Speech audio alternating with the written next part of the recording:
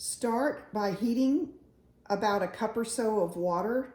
I use the microwave. Depending on how cold your water is coming in, it'll take, I usually do a minute on power level 5, and sometimes that's warm enough and sometimes it's too warm and sometimes it's too cool. So you just have to experiment.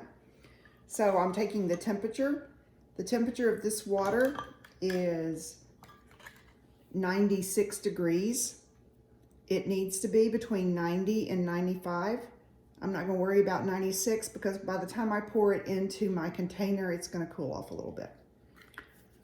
So the first thing I'm going to do, put my container that I'm going to make my dough in on my kitchen scale. Turn on the scale and it tears it, T-A-R-E, to 0.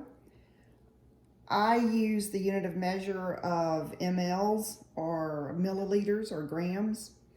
I'm going to put in 210 milliliters of water that is between 90 and 95 degrees. And I try to do things pretty accurately just so that it's repeatable from each time I do it. So that's 212 degrees, so I'm going to scoop a little bit of that out till my scale reads 210. It doesn't take much to get it down, a couple grams. Okay, now I'm going to measure 1.5 teaspoons of salt into my container. Level.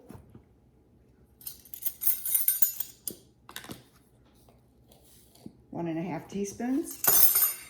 Going to gently stir it so that it dissolves. It usually just takes a few seconds for that to happen. Then I'm going to add my yeast.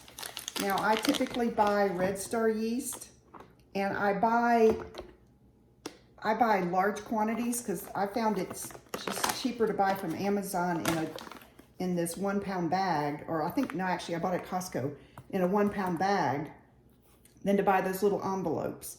But if you want to use an envelope, that's fine too. I usually use Red Star yeast, but I think you could use whatever you happen to find if you want the freeze-dried yeast. Then I'm going to add a little less than a half a teaspoon of yeast. And this is, I would say, just a hair under an even teaspoon. Sprinkle that on top of the water. Now that needs to dissolve a little bit. Let's see if I can, nope. I'm not very good at this. That needs to rehydrate.